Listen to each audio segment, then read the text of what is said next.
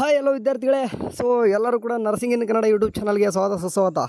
ಸರಿ, ಓಕೆ, ಕೊನೆಗೂ ಹಂಗಾಗಿ ಹೆಂಗೆ ಓಕೆ ಹೆಂಗಾಗಲಿ ಒಟ್ಟೇನಪ್ಪ ಅಂದರೆ ಫೈನಲ್ ಆಗಿ BS ನರ್ಸಿಂಗ್ ರಿಸಲ್ಟ್ ಅಂತ ಬಿಟ್ಟಿದೆ. ಹೋಗ್ಬಿಟ್ಟು ಚೆಕ್ಔಟ್ ಮಾಡ್ಕೊರಿ. ಲಿಂಕ್ ಸಿಕ್ಕಿಲ್ಲ ಅಂತಂದರೆ ಹೋಗ್ಬಿಟ್ಟು ಗೂಗಲಲ್ಲಿ ಹೋಗ್ಬಿಟ್ಟು EMS ರಿಸಲ್ಟ್ ಅಂತ ಚೆಕ್ಔಟ್ ಮಾಡ್ಕೊರಿ, ಬರುತ್ತೆ.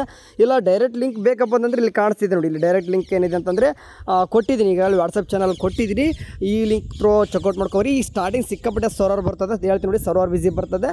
ಸೊ ಈಜಿ ಚೆಕ್ಔಟ್ ಮಾಡ್ಕೊರಿ. ಆ್ಯಕ್ಚುಲಿ ಏನಪ್ಪ ಅಂದರೆ ಒಳ್ಳೆ ಸರ್ವರ್ ಆ್ಯಕ್ಸಸ್ ತೊಗೊಂಡಿದ್ದೀವಿ ಅಂತ ಹೇಳ್ತಿದ್ದಾರೆ. ಏನು ತೊಗೊಂಡಿದ್ದಾರೆ ಗೊತ್ತಿಲ್ಲ. ಮತ್ತು ಏನೇ ಹೇಳಿ ನೀವು ನಮ್ಮ ಯೂನಿವರ್ಸಿಟಿಲಿ ಸರ್ವರ್ ಸ್ಟಾರ್ಟಿಂಗ್ ಚೆನ್ನಾಗಿ ಬರೋದಿಲ್ಲ. ಸೊ ನೈಟ್ ಆಗ್ಬೋದು ಮೇ ಬಿ.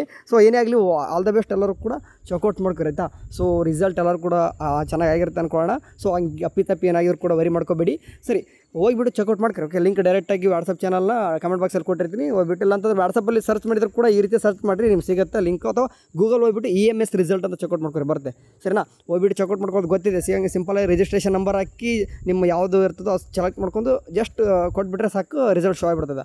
ಸರಿ, ಹೋಗ್ಬಿಟ್ಟು ನೋಡಿ. ಬಾಯ್.